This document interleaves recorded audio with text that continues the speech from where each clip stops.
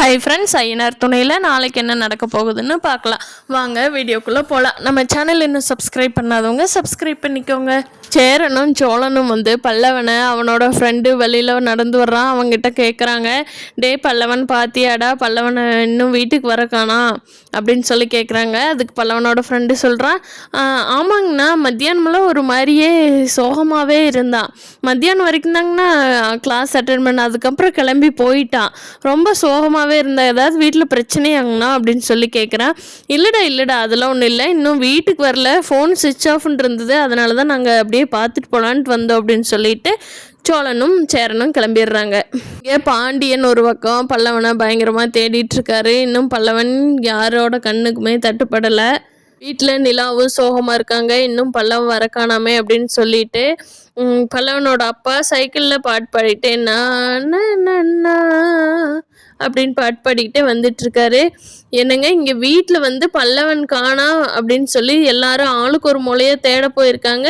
நீங்கள் என்னடான்னா பாட்டு பாடிக்கிட்டு அசால்ட்டாக வர்றீங்க அப்படின்னு சொல்லி சோழனோட அப்பா கிட்ட கேட்குறாங்க. அதுக்கு அவர் அதெல்லாம் வந்துருவாமா, அவன் என்ன சின்ன குழந்தையா, எங்கே போயிடுவான், அதெல்லாம் வீட்டுக்கு வந்துடுவா, ஏதோ முன்ன பின்ன லேட்டாகும் வந்துடுவான்.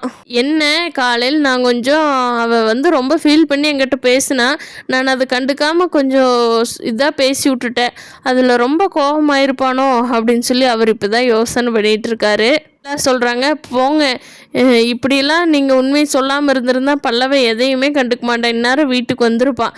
நீங்கள் சொன்ன உண்மையால் தான் பல்லவை இப்போ எங்கே போனான்னு தெரில, எல்லாரும் தேடிட்டு இருக்காங்க, அவனுக்கு ஏதாவது நானும் என்ன பண்ணுறது அப்படின்னு சொல்லி நிலா கோபமாக கேட்டுட்ருக்காங்க.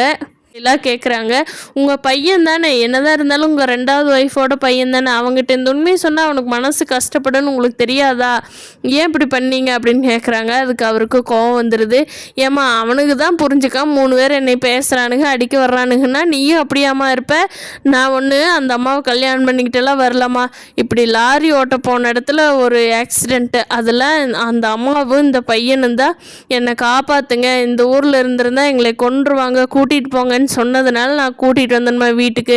இந்த ஊரில் இருக்கிறவங்க சொல்கிற மாதிரி நான் 2வது கல்யாணம்லாம் பண்ணிக்கிட்டோ இல்லை, பல்லவன் என்னோட பையனோ இல்லைம்மா, இது இன்னும் பல்லவனுக்கு தெரியாது அப்படின்னு சொல்லி நிலாகிட்ட உண்மையை சொல்கிறாரு. கேட்ட நிலாச்சே, இவர் பரவாயில்ல, நல்லதான் பண்ணியிருக்காரு அப்படின்னு சொல்லி யோசிச்சுட்டு இருக்காங்க. ஆனால் பல்லவன் இவரோட பையன்கிறது யாருக்குமே தெரியாது. சேரனுக்கோ சோழன் பாண்டியனுக்கோ 3 பேர்த்துக்குமே தெரியாது.